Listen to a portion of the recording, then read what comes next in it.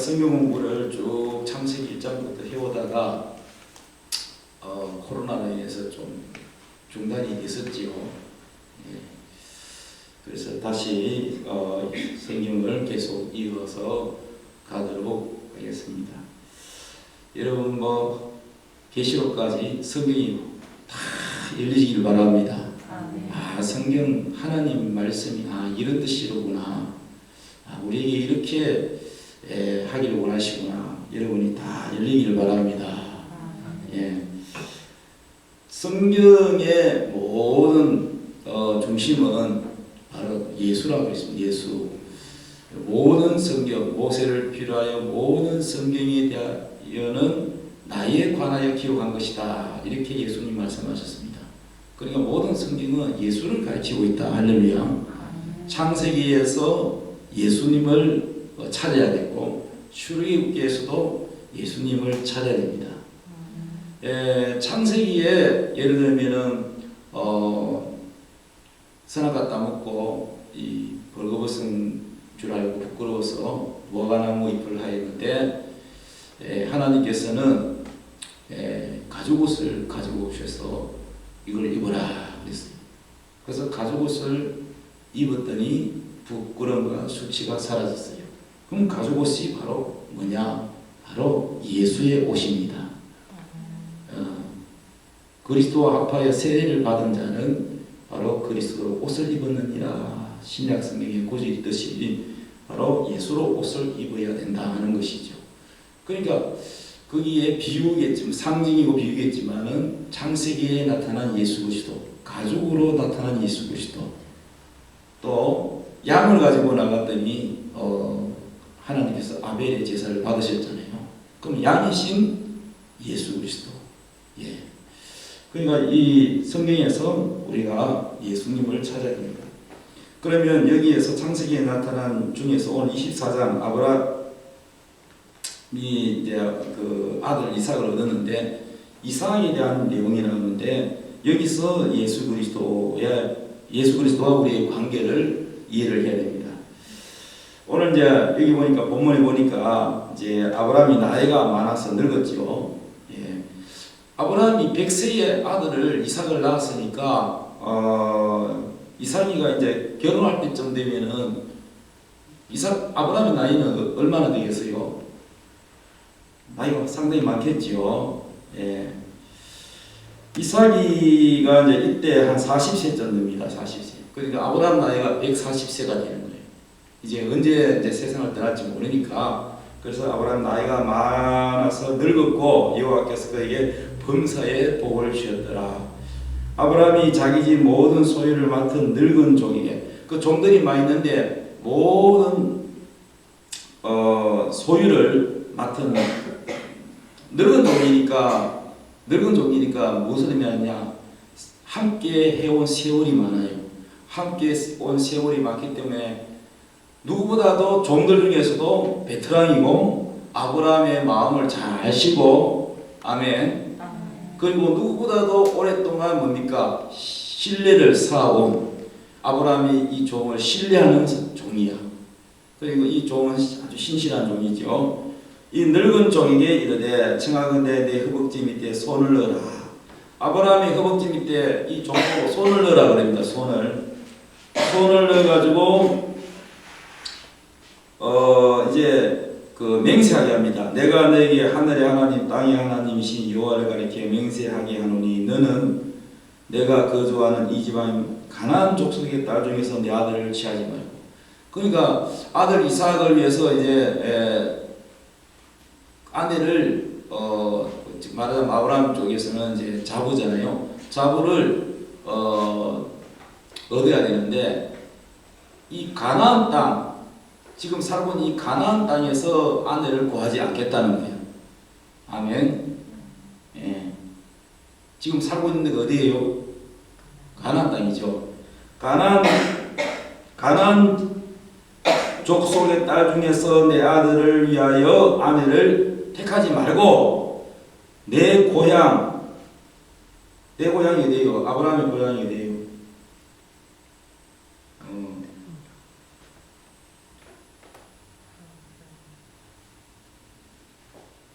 아브라함은 원래 갈대아 우르에서 하나님께 부르심을 받았지요. 내 고향 족속으로 가서 내 아들 이삭을 위하여 아내를 택하라 이렇게 했습니다. 그래서 종이 이제 말하기를 여자가 나를 안 따라오려고 하지 아니하거든 아들을 주인이 나오신 땅으로 인도하여 돌아가리까.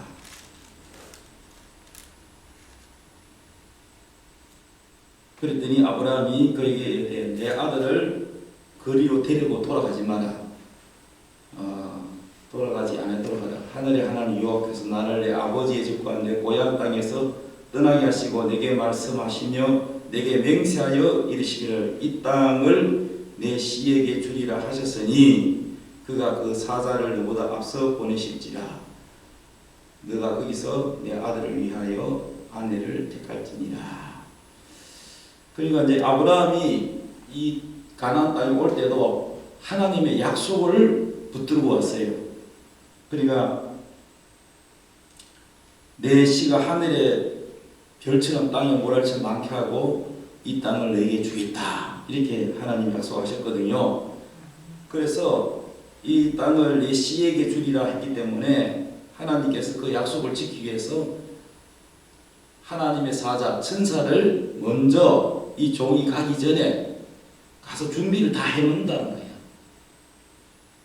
이 말씀은 아주 제가 초신자 때 이 말씀 설교 말씀 들으면서 제가 은혜를 받고 제가 확실하게 믿었어요. 그래서 모든 일에 제가 기도를 하면 천사가 나보다 먼저 그 현장에 가서 준비를 다 해놓는다 이걸 믿었어요. 그리고 저는 그것을 체험을 했어요. 아멘. 근데 이 성경이 아브라함만 경험한 게 아니고 또 그 종 엘리에셀만 경험한 게 아니고 여러분이 이제 이 말씀을 듣고 여러분이 경험을 해야 돼요. 여러분이 현실에서 경험해야 돼요. 예를 들면은 제가 이제 전도사 생활할 때 이제 여름 되면은 학생이 수련회를 하잖아요. 수련회. 그러면 우리가 이제 수련회 하면은 뭐 기도원 밀려가 할 때도 있고 텐트 쳐놓고 야외에서 캠핑할 때도 있어요. 그럴 때 이제 하나님께 기도하잖아. 하나님 우리 학생들이 안전하게 해마다 뭐 교회 행사가 좀 물에 빠져서 죽는 학생이 생기게 되면은 학부형들이 항의를 하고 교회가 참 문제가 생길 때도 있습니다. 또 이제 저는 주로 이제 수련하면은 캠핑을 많이 했어요. 왜냐면 학생들이 그걸 좋아하더라고요. 뭐라 그래? 캠프파이어를 뭐라 그래? 그런 걸 좋아하고 그러나 하여튼 그런 야영을 하는데 그런 모든 것들을 하나님께 기도해서 하면은 하나님이 미리 다 준비를 하죠. 그리고 또 답사도 갔다 오죠. 예. 여러분도 한번 해보세요. 이 말씀 붙들고 기도해 보십시오. 아브라함은 체험한 게 아니고 지금도 역사예요.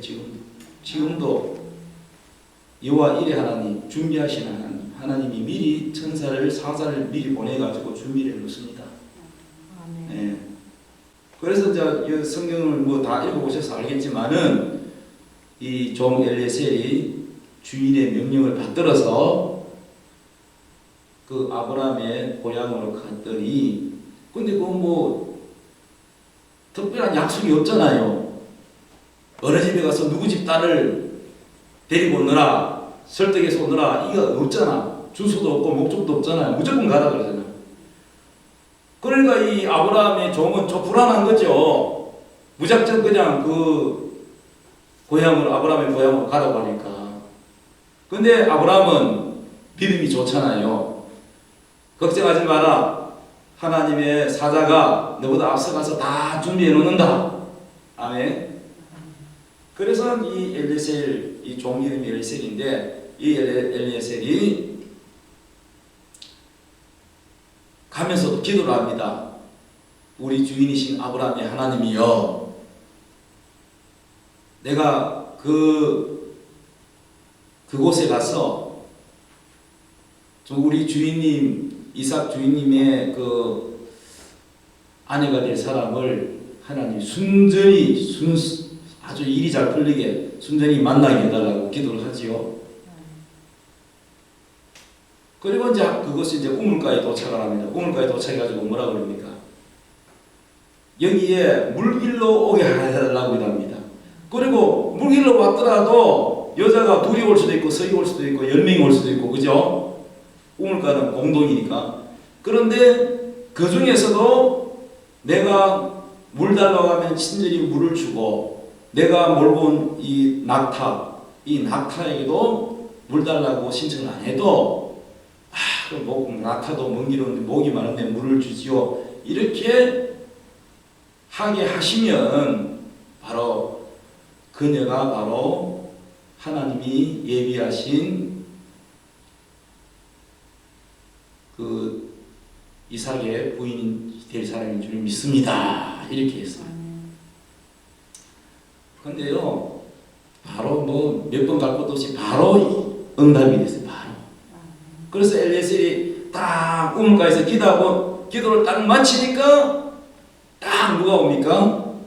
리브가라는 아가씨가 물길로 왔지요. 물길로 와가지고 물을 주는데 아가씨 물 좀 주세요. 그랬더니 친절하게 물을 주면서 또 저 낙타에게도 목이 만든 물을 좀 먹이지요. 친절하게 하는 거예요. 그래서 누구 집 딸이냐 그랬더니 얘기를 쭉 하는 거예요.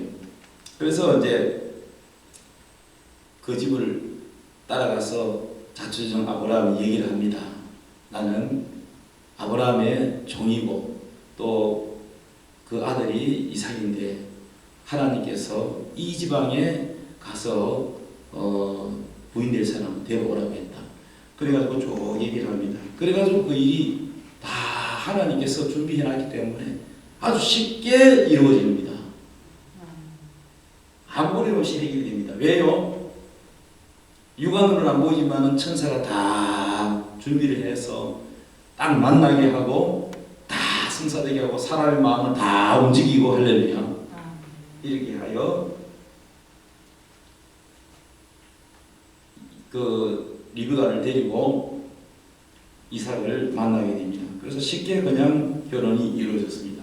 자, 그러면 이 내용은 우리가 다 알고 있는데 여러분도 이제 생활하는 가운데서 하나님은 내가 기도하면 하나님 뜻에 합당하면 하나님이 천사를 보내가지고 미리 다 준비하는구나 이렇게 믿고 기도하십시오. 내일 서울 가서 예를 들어서 선을 본다든지 아니면 뭐 직장을 구한다든지 면접을 본다든지 모든 일에 여러분이 만나고 모든 일에 기도하면 하나님께서 천사를 먼저 보내가지고 그 일이 이루어지게 합니다. 하나님 이게 하나님 뜻이 아니면은 하나님 이 일이 성사 안 되고 뭐가 이게 뒤틀어지게 이게 뭔가 잘 안 되게 해주십시오. 뭐 그렇게 해도 되겠죠. 이게 하나님의 뜻이면 이것이 아주 순조롭게 하나님 잘 이루어지게 천사를 보내서 주님이 예배해 주십시오. 이렇게 기도하면 하나님께서 아브라함뿐만 아니라 여러분은 또 동일하게 역사하십니다. 저는 그런 경험을 많이 했어요. 할렐루야. 자, 그러면 여기서 우리가 하나님께서 이 말씀을 우리에게 주시는 이유는 물론 우리 생활 가운데서 이런 기도 응답을 받지만은 여기서 이삭의 결혼은 우리에게 무엇을 가르쳐 주냐면은 여기서 아브라함의 이름이 뜻이 뭡니까? 열국의 아비지요. 열국. 그러니까 열국의 아버지니까 그냥 개인의 아버지가 아니라 한 나라의 아버지잖아. 열국의 아버지. 그러니까 이 아버지라는 뜻입니다. 아브라함 아버지. 그러니까 이 아브라함은 영적으로 성부 하나님의 예표입니다. 성부 하나님이라고는 하지 않죠. 아브라함이 하나님은 아니지만 물론 하나님의 그림자라는 거예요. 하나님의 그림자. 아멘. 두 번째 이삭은 누구냐? 바로 예수 그리스도의 그림자입니다. 이삭은 예수 그리스도의 그림자. 그러면 엘리에셀은 누구냐? 엘리에셀의 이름 뜻은 보혜사라는 뜻입니다. 보혜사. 변호한다는 뜻이죠. 그래서 성령님의 별명이 뭐냐? 보혜사입니다. 보혜사 성령이라고 그러잖아요. 그러니까 여기서 엘레셀은 바로 성령의 그림자라고 볼 수가 있습니다. 그럼 여기서 리브가는 누구냐? 자, 여기는 퀴즈입니다. 누구의 그림자? 성부 하나님의 그림자. 이삭은 예수 그리스도의 그림자. 성자니까 이제 아브라함의 아들 이삭이죠. 예수 그리스도의 그림자. 그럼 엘레셀은 성령의 그림자. 그럼 리브가는 누구의 짝이요? 이삭의 짝이잖아. 이삭은 누구라 그랬죠? 예수 그리스도라 그랬죠. 그럼 예수 그리스도의 짝이 누굽니까? 친구 바로 우리예요. 교회.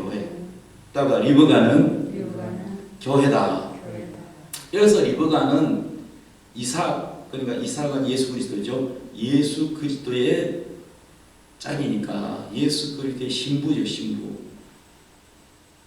예수 그리스도의 신부. 교회가 바로 예수 그리스도의 신부입니다. 그럼 교회라는 것은 바로 예수 믿는 사람들을 말하는 거죠. 저와 여러분이 바로 신부잖아. 그러니까 여기서 리브가는 바로 여러분이라는 얘기입니다. 이해되십니까? 예. 이렇게 이제 해석이 됩니다. 그래서 그러면 이건 무슨 얘기냐면은 쉽게 말하자면 성부 하나님 아브라함이 아들 이삭 예수 그리스도를 장가를 보내야 되는데 그런데 이제 신부감을 구하는 거예요. 신부감을 구하는데 바로 엘리에셀 보혜사 이 성령을 보내가지고 신부를 꼬셔야 될 거 아니에요. 성경에 보니까 엘리에셀이 이 어떻게 꼬시던가요? 그냥 가자 하지 않고 어떻게 하던가요? 자기 주인님을 좋은 분이라고 소개를 하고 또 이삭을 소개를 하고 그 다음에 뭡니까? 뭘 준비해 갔어요? 액세서리, 귀걸이, 팔찌. 여자들 이거 좋아하잖아. 예? 여자들 뭐 반지 같은 거, 반지도 싸구려 말고 비싼 거 좋아하잖아요. 금으로 된 다이아몬드, 뭐 보석, 귀금속. 이 귀금속을 좋아하잖아 여자들이. 그러니까 이 엘레셀이 준비한 게 뭐냐면 귀금속을 준비한 거야. 아주 비싸고 좋은 거를. 그러면서 또 그것만 가지고는 안 되죠. 자기 남편을 소개합니다. 근데 안 보고 결정해야 되잖아. 리브가 입장에서는. 그렇죠. 그리고 가까운 동네에 시집 가는 게 아니고 어때요? 멀리 가야 되고 자기 부모를 떠나야 되잖아요. 그러니까 리브가의 부모와 그 오빠 입장에서 어때요? 빨리 보내고 싶지 않잖아요.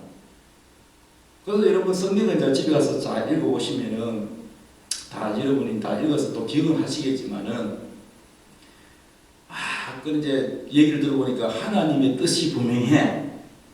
리브가의 부모가 보니까 하나님의 뜻이 분명하고 리브가의 오빠도 보니까 분명해. 그러니까 하나님의 뜻을 거역할 수가 없고 하나님이 원하시면 무조건 딸을 내줘야 돼.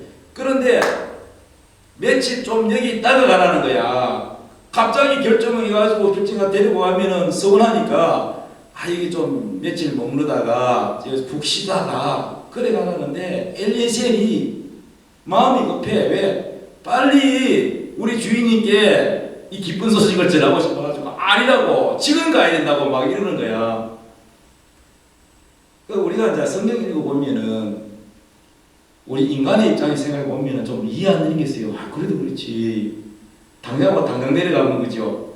근데 신기하게도 여러분, 중요한 거는 부모 입장에서는 만약 우리 이제가 시집을 간다. 누가 데리러 왔다. 하나님 뜻이 맞아. 그래가지고 뜻이고 순종을 해야 되는데 아니 그래도 그렇지. 저기 말이야. 저 중동 지방에 멀리 이스라엘까지 오늘 당장 내려간다고 하면 얼마나 서운하겠어요. 입장 바꿔놓고 생각해 보세요. 그렇잖아. 근데 문제는요, 중요한 리브가가 나는 그래도 부모님하고 조금 며칠 있다가 가겠다고 이 고집 피우면 또 그렇게 되는데 이 보니까요 딸은 키워놔봐야 이게 소용이 없는지 리브가가 말하기를 당장 따라가겠다. 당장 홀딱 넘어가가지고 부모의 생각은 없고 막 네 생각은 어떤 느낌이냐, 괜찮아요, 나 따라갈래요, 이래가지고 리브가가 결정을 바로 쉽게 해버리고, 그래가지고 엘레셀이 리브가를 속된 말로 꼬셔가지고 쉽게 꼬셔가지고 데려갔어. 이게 뭐냐? 자, 엘레셀은 보혜사 성령을 뜻한다 그랬죠. 보혜사 성령께서 신부되는, 예수님의 신부되는 사람을 이렇게 데려가기 위해서 유혹을 합니다. 우리를 유혹해요, 성령님께서. 아멘. 유혹을 하는데 그냥 유혹 안 하죠. 자, 예를 들면 저를 한번 얘기해볼게요. 제가 지금 예수님 신부잖아, 예수님의 주의 종이잖아. 그런데 저는요, 하나님에 대하여 내 속에 이제 예수 믿기 전에 내 속에 이 세상 신이 들어와 있고 하나님의 영이 아니라 사탄이 지배하고 있으니까 하나님을 좋아할 리가 없고 교회를 좋아할 리가 없지요. 나쁜 시각으로 바라보고 비판하는 사람인데, 근데 이제 하나님은 저를 이제 선택했단 말이에요. 저를 이제 구원하기 위해서. 근데 끊임없이 다른 사람을 통해서, 예수 믿는 사람을 통해서 저에게 전도를 해왔지만 제가 마음을 열지 않고 교회에 대해서 안 좋게 비판한다고 그랬던 사람인데, 그런데 결국은 하나님이 나를 부르시고 또 하나님이 나를 이 세상보다, 이 세상에 있는 부귀영화보다, 이 세상에 있는 명예보다, 이 세상에 있는 어떠한 것보다 하늘의 그 엄청난 영광, 하늘의 천국에 대한 그 아름다움, 천국에 있는 가치, 또 하나님의 자녀 혜택, 이 모든 것을 하나님이 열어주셔야 되잖아요. 할렐루야. 그걸 안 열어주면 내가 안 따라가지. 내가 예수 믿겠어요? 이 뺀질이가 믿겠습니까? 안 믿지. 그리고 저는요, 다른 사람보다도 특히 그냥 말로만 해가지고 예수 믿는 사람이 아니라 저는요, 증거가 있어야 믿는 사람이야. 증거가. 예를 들면은 하나님이 계신다고 믿지 않았어요. 귀신도 존재하지 않는다고 믿었어요. 그래서 제가 이제 전도할 때 꼭 물어봐. 당신은 신이 존재한다고 믿습니까? 신이 없다고 믿습니까? 이렇게 물어봐. 예를 들면 귀신이 있다고 믿습니까? 영혼이 있다고 믿습니까? 이렇게 물으면 귀신은 나는 있다고 믿어요 하면 그 사람은 유신론이라. 유신론은 신의 존재가 있다고 믿는 사람을 유신론이라 그래요. 교회 안 다녀도 신은 있어, 귀신은 있어 이렇게 하는 사람은 유신론이고, 21세기 과학시대에 신이 어디 있어요? 하나님도 없고 천사도 없고 귀신도 없고 그거 다 사람들이 지어낸 얘기다 이렇게 믿는 사람을 무신론, 없을무, 신이 없다 이 말 무신론이라 그럽니다. 그럼 저는 어떤 사람이냐? 무신론이요. 신이 어딘고? 신 없다. 하나님도 없고 천사도 없고 귀신도 없고 그거는 지어낸 얘기예요. 무신론을 믿습니다. 그럼 공산주의가 뭐냐면 무신론입니다. 저는 공산주의는 아니지만은 무신론자예요. 그러니까 그러면 저는 눈에 보이는 것만 믿지 안 보이는 세계는 안 믿는 사람이라. 그 교회를 오기 전에, 예수 믿기 전에도 유신론자가 예수 믿는 사람이 있고 무신론자가 예수 믿는 사람이 있어요. 두 가지가 있어요. 근데 저는 이제 과거에 공룡이 있었다, 아주 토끼보다 큰 거대한 공룡이 있었다는 것은 저는 믿어요. 왜 그래요? 화석이 있잖아. 화석 찍혀 있잖아. 증거가 있으니까 믿는 거예요. 근데 신이 있다, 하나님이 계신다는 증거는 없잖아. 눈에 보이는 증거가 없잖아. 그러니까 저는 안 믿는 거죠.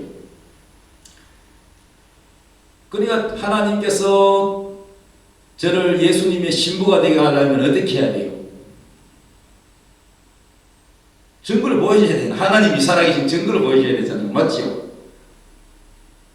그 증거가 바로 뭐냐면은 말씀을 열어주셔야 되고, 그 다음에 성령의 체험이셔야 돼요. 체험이. 여러분 교회 다니다가 사람한테 실망해가지고 교회 안 다니는 사람 많지요? 전도하다 보면 나도 과거에 예수 믿었어요. 어떤 사람 연도 회장도 했다, 어떤 사람 청년회 회장도 했다는 사람도 있어요.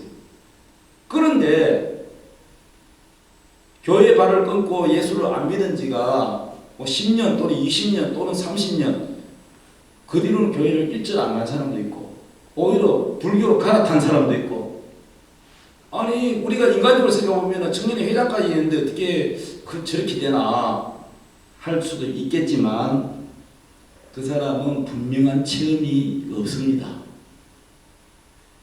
하나님이 살아계신다는 확실한 체험이 있고 은사 체험이 있고 하나님이 살아계시고 하나님의 사랑을 체험한 사람은 시험 들어가지고 좀 방황을 해도 다시 교회를 다니거나 그 교회 아니면 딴 교회를 다니거나 이러지, 아예 예수님을 버리고 다른 종교를 가거나 그러지 않습니다. 무슨 말씀인지 이해되시죠? 그러니까 저 같은 경우는 이 보혜사 성령님께서 저를 예수 그리스도의 신부로 부르기 위해서, 저를 유혹하기 위해서 어떻게 해야 돼요? 무신론자니까 저는 하나님이 눈에 안 보이지만 살아계신다는 것을 저에게 보여주셔야 되고 알게 해주셔야 되고 체험하게 해주셔야 제가 예수를 믿는 거예요. 그래서 저는요, 하나님이 저는 예수를 알려고 애를 쓰는 가운데서 살아계시는 하나님을 체험하게 해주셨습니다. 은사를 주셨습니다. 할렐루야. 그래서 여기서 악세사리는 뭘 의미하냐면 바로 그와 같은 체험을 말하는 거예요. 할렐루야. 이 확실한 체험을 한 사람은 예수님을 금방 따라갑니다. 금방 그 부모의 정을 뛰어넘어서 예수님을 따라갑니다. 할렐루야. 우리가 성경 읽으면 좀 이해 안 되잖아. 리브가가 인정머리가 없나. 그래도 부모가 그렇게 애 중기 귀한 딸 잘 키워줬는데 말이야. 그게 뭐 귓다. 처음 보는 사람 말만 듣고 따라 쉽게 따라가. 며칠 있지도 않고. 근데 이게 우리가 이제 모든 성경을 인간적으로 보면 안 되고 영적으로 이거를 잘 해석하고 이해를 해야 돼요. 할렐루야. 그래서 제가 이제 예수를 믿기 시작하니까 뜨겁게 은혜를 체험하니까 부모님이 가지 말라고 반대를 하고 뭐 혈육이 막 뭐라고 하고 해도 안 돼요. 오직 나는 예수님을 따라간다. 나는 오직 예수님을 쫓아간다. 그렇게 되는 거죠. 이와 같이 되는 거죠. 할렐루야. 이해가 됐습니까? 그래서 성령은 성도에게 선물을 주십니다. 선물. 그 선물이 바로 증거, 바로 체험입니다. 성령 체험. 할렐루야. 체험한 사람은 떠나지 않습니다. 신랑 되시는 예수님을 그때부터 인생을 턴해서 그대로 따라갑니다.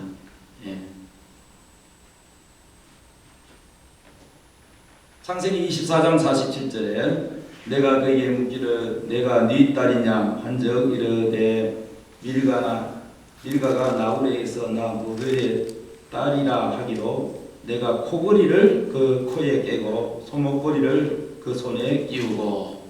자, 여기서 비금속을 주지요. 이것은 바로 성령의 인침입니다.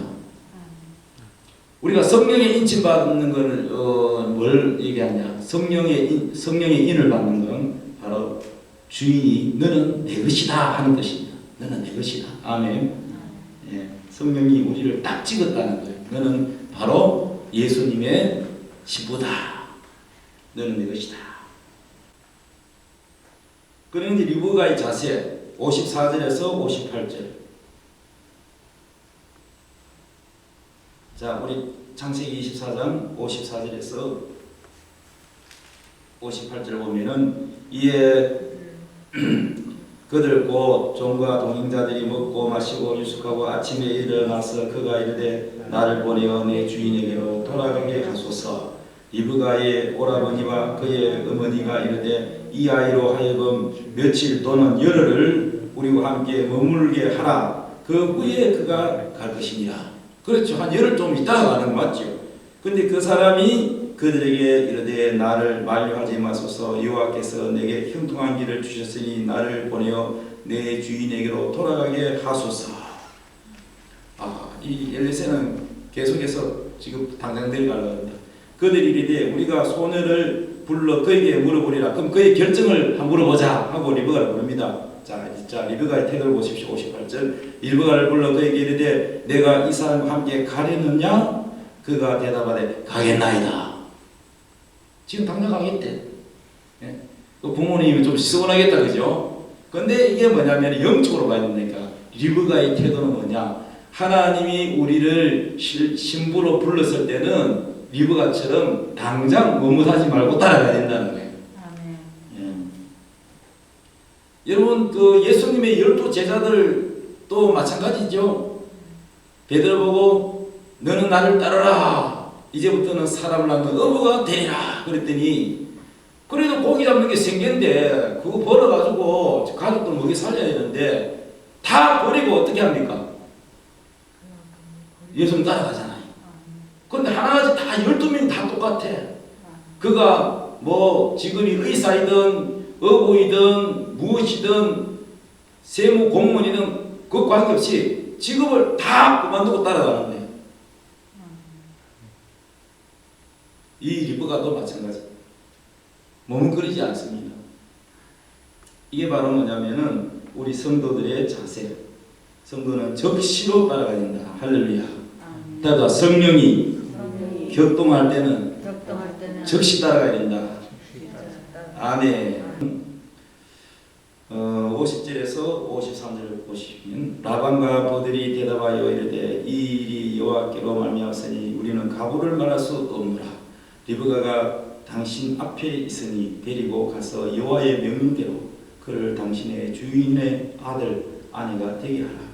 아브라함의 종이 그들의 말을 듣고 땅에 엎드려 여호와께 절하고 은금 패물과 의복을 꺼내어 리브가에게 주고 그의 오라버니와 어머니에게 또 보물을 주니라. 자, 이제는 하나님이 뜻이니까 뭐 된다 안 된다가 없다. 무조건 순종이죠. 자, 그 부모가 리브가의 부모가 그렇게 하나님 뜻에 따릅니다. 그랬더니 이 아브라함의 종 엘ie셀이 뭘 꺼내 줍니까? 은금과 폐물, 53절에 은금과 폐물, 의복을 꺼내서 리브가에게 주고 옷을 갈아입게 합니다. 옷을 갈아입게. 그리고 뭡니까? 예쁘게 보여야 되니까 기금속으로 단장을 하게 합니다. 자, 성령님이 우리를 예수님의 신부를 구할 때 우리가 이제 예를 들어서 사도행전에 사도들이 전도하잖아. 전도하면은 사도들만 가는 게 아니고 사도들 속에 있는 성령이 사도를 통해서 복음을 전하고 그 영혼을 구원하잖아요. 예수를 믿게 하잖아. 그래서 예수를 이제 성령님이 이제 일을 하시는 거죠. 그러면은 그가 예수를 믿으면 단장을 시켜줍니다. 단장. 예수님께로 데리고 신부가 되게 하기 위해서 단장을 하는 거죠. 할렐루야.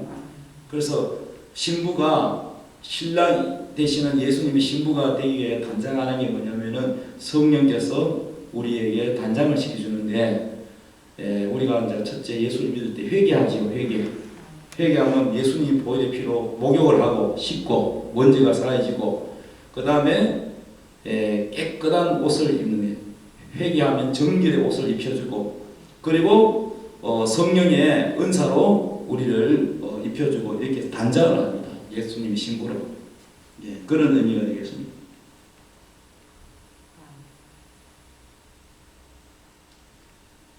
자, 그리고 이제 데리고 가는데, 쭉 데리고 가는데, 창세기 24장 65절 정도 보면, 자, 데리고 가죠. 65절.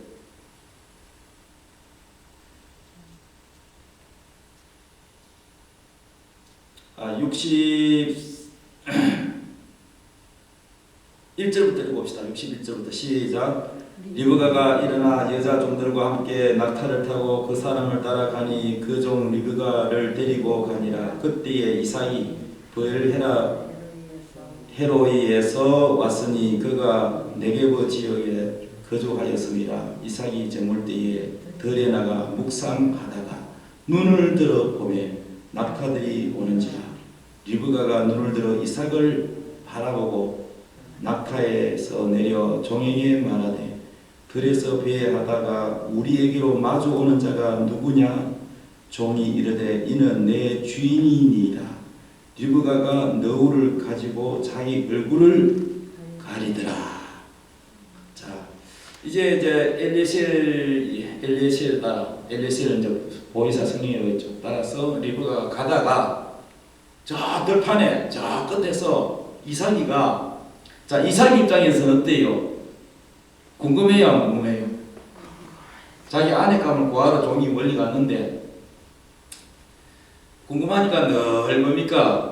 마을 입구에서 저 들판에 와가지고 저 끝에 볼 거 아닙니까? 올 때 됐나? 그 보다 보니까 이제 드디어 낙타를 타고 저 멀리서 오고 있잖아요. 그런데 이제 서로 이제 보는 거지. 이삭이도 보고 리브가도 본 거예요. 그래 리브가가 저 멀리서 들판에 배회를 하다가 우리를 보고 있는 저 사람이 누구냐 했더니 이 종이 바로 당신의 남편 될 주인이다. 이러니까 리브가가 어떻게 행동을 취합니까? 예, 이 면박, 이 얼굴을 가리는 거 있잖아요. 이 면박을 취했다.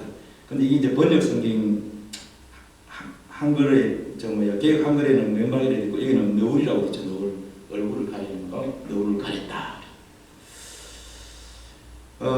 자, 리브가는 신부라 그랬죠. 성도 교회라 그랬죠. 근데 이게 뭐냐면은 이 너울, 이 면박, 이 너울이 뭐냐? 이것은 바로 율법을 의미합니다. 율법.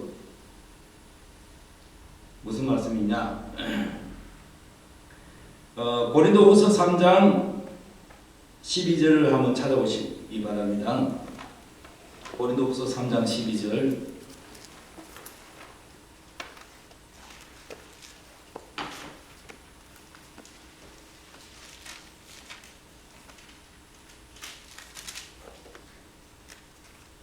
고린도후서 3장 12절에서 14절까지 한번 읽어볼게요. 시작.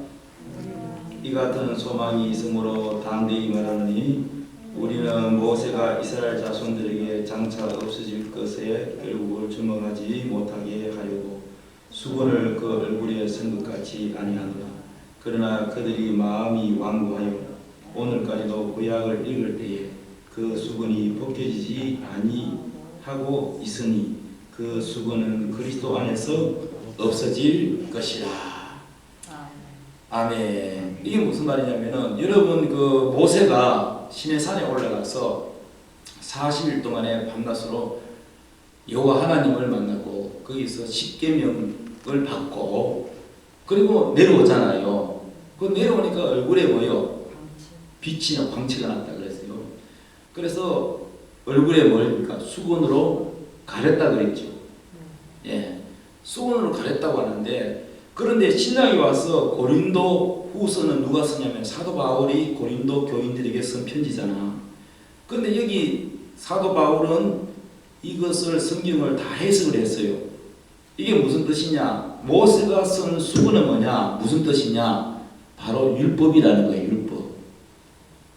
그러니까 구약의 율법을 읽으면 읽을수록 하나님의 뜻을 깊이 알까요? 아니면 가려워질까요? 어렵습니까? 여기에 좀 어려울 수도 있는데 율법, 구약에 있는 율법에 관한 책을 읽으면 읽을수록 하나님이 우리의 복음은 뭡니까? 죄에서 자유잖아. 용서 안 받고. 근데 구약을 읽으면은 뭡니까? 전부 이 율법을 따라 지키고 행해야 되잖아. 맞죠? 십계명 지켜야 되죠? 안식일 지켜야 되죠? 그 다음에 7대 명절 지켜야 되죠? 6월절도 지켜야 되고 다 지켜야 되잖아. 안 지키면 안 되잖아. 율법이 지켜야 돼. 행위가 따라줘야 되는데, 그런데 우리가 율법을 따라, 율법은 행위의 법이잖아. 다 행동으로 옮겨가지고 우리가 자유로울 수가 없습니다. 죄에서 자유가 안 되는 거예요. 맞죠? 근데 복음은 뭐예요? 복음은 예수 그리스도를, 예수님이 다 십자가에서 이루었잖아. 죄값을 다 담당하시고, 우리 행위가 아니라 예수님이 대신 다 갚으시고, 우리가 예수님을 믿음으로 뭐가 됩니까? 의롭다, 인정받고 자유하게 되잖아. 그러니까 뭐냐면은 이 사도 바울이 하는 말이, 누구든지 이 모세가 이거 수건을 가리는 이게 바로 율법인데, 이것은 이제 예수님이 오면, 복음이 오면 이것은 벗겨진다는 거야. 율법이 벗겨진다는 거야. 아멘. 그 얘기야 지금. 할렐루야. 아멘. 다시 한번 읽어봐야겠어. 고린도후서 3장 12절 다시 한번. 우리가 이같이 소망이 있으므로 담대히 말하노니, 우리는 모세가 이스라엘 자손들에게 장사 없어질 것에 결국을 주목하지 못하게 하려고 수건을 그 얼굴에 쓴 것 같이 아니하노라. 자, 우리가 모세가 수건을 가린 것 같이 아니한다는 말은 뭡니까? 가리우지 않는다는 거야. 가리우지 않고, 자, 사람 얼굴을 마스크 쓰고 선글라스 쓰고 모자 쓰면은 잘 알아봅니까? 못 알아봅니까? 그럼 잘 알아보려면 어떻게 해야 돼요? 모자도 벗고 선글라스 벗고 마스크 다 벗어야 확실하게 얼굴이 보이는 것처럼, 하나님의 뜻을 확실하게 알려면은 이 수건이 벗겨져야 되는 거예요. 그래서 사도 바울이 이 편지 쓴 거는 뭐냐면은, 우리가 전하는 이 복음, 이 소망은 확실하기 때문에 이 모세가 쓴 이 수건처럼 하지 않는다는 얘기입니다. 가리지 않는다는 거예요. 그러니까 이것은 예수님이 오시기 전까지는 이 율법이 우리 하나님의 뜻을 모르고 가려졌는데, 예수님을 알면 이게 확 벗겨지고 자유가 된다는 거예요. 이해가 됐어요? 수건을 그 얼굴에 쓴 것 같이 아니하노라. 14절. 그러나 그들의 마음이 완고하여 오늘까지도 구약을 읽을 때에, 여러분 구약을 읽잖아. 구약을 읽을 때에 그 수건이 뭐요? 벗겨지지 아니하고 있으니 그 수건은 그리스도 안에서 없어진다. 이 말은 뭐냐? 예수를 믿으면 그 수건 가리는 게 확 벗겨진다는 거야. 그러니까 더 이상 여러분이 성경도 신약과 구약이 있는데, 구약을 많이 읽으면은 여러분의 믿음이 약해질 수가 있어요. 무서운 하나님, 두려운 하나님, 율법을 다 지켜야 구원이 이루어질 것 같은 그런 느낌이 자꾸 받아요. 아시겠어요? 여러분이 그 많은 인터넷에 설교를 듣지만은 율법, 행위, 철저하게 이걸 지켜야 되고 하면서 율법적인 좀 이 설교 내용 자체가 율법적인 그런 설교를 많이 하는 목사님이 계세요. 그리고 구약을 많이 인용하는, 예를 들면요, 구약을 많이 강조하는 이단 중에 유아증인입니다. 그 다음에 안상홍입니다. 거기다 보면 구약입니다. 그리고 안식일 지켜야지. 안식일 강조합니다. 그래서 기독교에 다녔다가 안식교에 빠진 사람들이, 나도 옛날에 교회를 다녔는데 이 안식일이 진짜인데 이러면서, 여러분 구약에는 항상 안식일을 강조하죠. 오늘 우리가 안식일이면 토요일 지켜야 돼요. 토요일날 철저하게 일하지 말고 토요일날 직장 가지 말고 그래야 돼요. 그래서 제7일 안식교라고 있어요. 거기에서 떨어져 나온 이단이 바로 안상홍 이단입니다. 믿음으로 구원받는 게 아니고 뭐예요? 바로 절기를 지켜야 된대. 6월절, 뭐 무교절, 초실절, 이 절기, 구약의 절기 있잖아. 그 절기를 지켜야 구원이 있다 이럽니다. 그러니까 여러분, 그들의 구원론이 행위했기 때문에 굉장히 철저하게 지킵니다. 어찌 보면 우리보다 더 열심입니다. 왜? 구원받기 위해서요. 여러분도 만약에 이걸 다 지켜 구원받는다 그러면 구원받기 위해서 열심히 교회 나와야 될걸요, 아마.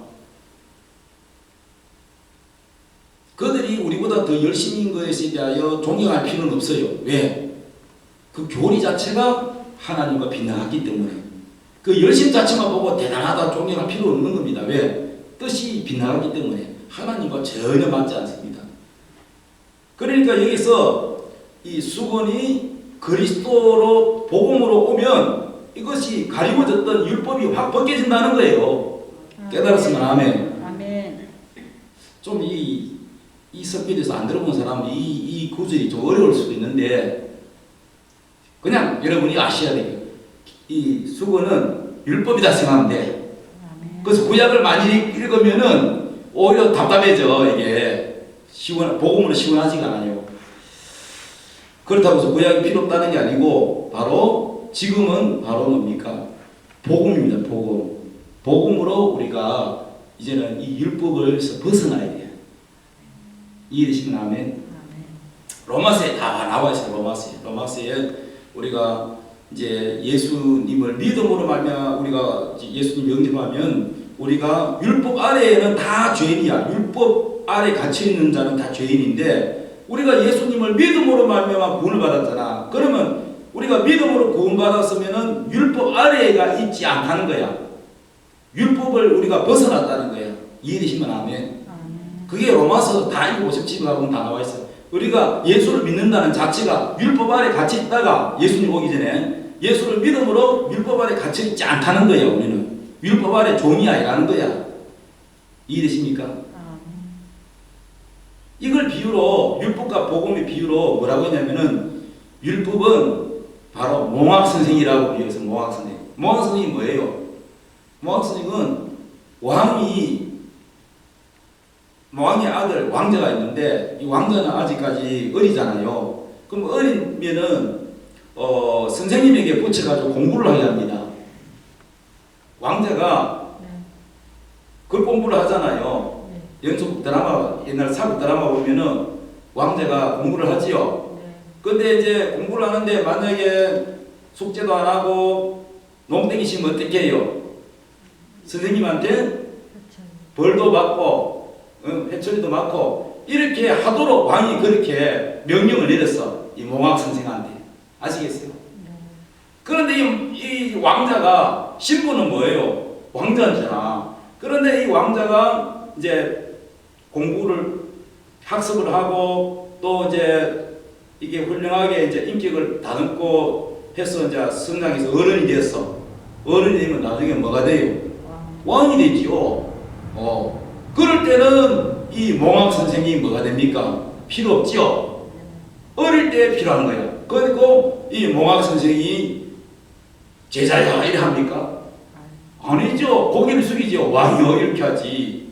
그런 것처럼 율법은 몽학 선생이라는 비유는 뭐냐면은 우리가 예수님 믿기 전에는 우리가 율법이 우리의 몽학 선생도를 했다는 거예요. 근데 우리가 예수를 믿고 복음으로 우리가 하나님의 자녀가 되고부터는 이 몽학 선생이 필요가 없는 거예요. 율법 아래에서 우리가 종으로 있는 게 아니란 말이에요. 이해되십니까? 이제는 우리가 자유하다는 율법에서 벗어나서 자유하다는 거예요. 그거를 설명하기에 로마서에 나와 있어요. 그럼 무조건 여러분이 아셔야 될 거는 율법은 행위의 법이고 바로 율법은 우리가 하나님 앞에 종의 신분으로 있게 합니다. 그러나 예수를 믿으면 종이 아니라 뭐가 되냐? 자녀가 되는 겁니다. 이건 갈라디아서에서도 비유를 했는데 하갈은 종이고 하갈의 아들 이스마엘은 아브라함의 아들임에도 불구하고 하나님 나라를 유업으로 물려받지 못합니다. 왜? 약속의 자녀가 아니기 때문에. 그래서 그걸 뭐라고 하냐면 율법이라고 해요. 율법. 이스마엘은 율법의 자녀고 이삭은 뭐냐? 하나님이 약속을 했기 때문에 누구의 자녀냐? 복음의 자녀라는 거예요. 요걸 비유로 쉽게 설명한 게 갈라디아서입니다. 이해됐어요? 그러니까 결국은 뭐냐? 이 면박 또 수건 이거는 뭐냐면은 바로 복음이 아니고 율법이라는 거죠. 이거 가지고는 하나님이 나를 유업으로 물려받지 못하기 때문에 신부가 되는 우리 교회는 이 율법이 벗겨져야 된다는 거야. 그래서 예수님 오시기 전에는 우리 모두가 다 뭐로 가려져 있었냐? 바로 이 수건으로 가려져 있었다는 거예요. 가려져 있다가 복음이신 예수님을 딱 만나니까 뭐가 벗겨지느냐? 율법의 수건이 확 벗겨졌다는 거야. 이제 이해가 됐어요. 성령님께서 깨닫게 해주셔야지. 더 이상 내가 설명이 불가합니다. 너무 깊어가지고. 그러니까 이 고린도 이 구약과 신약이 다 연결해서 보면은 리브가가 신부고 여기서 엘리에셀 종은 보혜사 성령이라고 그랬잖아. 그래서 보혜사 성령께서 우리를 신랑 되시는 예수님의 신부로 우리를 인도할 때에 바로 이 율법을 벗겨준다는 거야. 그 리브가가 면박을 취했지만은 이 면박을 딱 취했지만은 이삭을 딱 만나면 이삭이가 이 면박을 벗겨준 건 누가 해줘요? 신랑이. 여러분 이스라엘 중동적 결혼식은 우리 지금 결혼식하고 다릅니다. 우리나라에도 옛날 결혼식 보면은 이 쪽돌이 이거 벗겨주고 하는 거 누가요? 신랑이 하잖아. 맞아요. 신랑이 하고 옷도 누가 벗겨요? 신랑이 벗겨줘야 되죠. 예. 그런 것처럼 그 중동적의 신부는 이 얼굴 가립니다. 가리는데 결혼식 이제 첫날 밤 치를 때 신랑이 신부의 면박을 다 벗겨줍니다.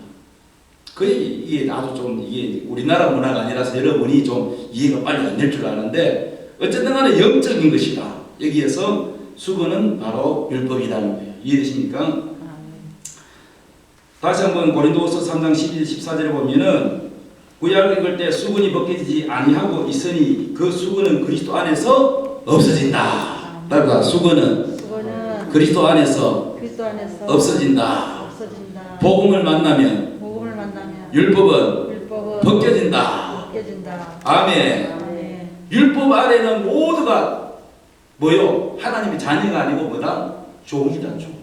그래서 여러분 종은 하나님의 나라를 유혹으로 물려받아야 못 받아? 못 받아.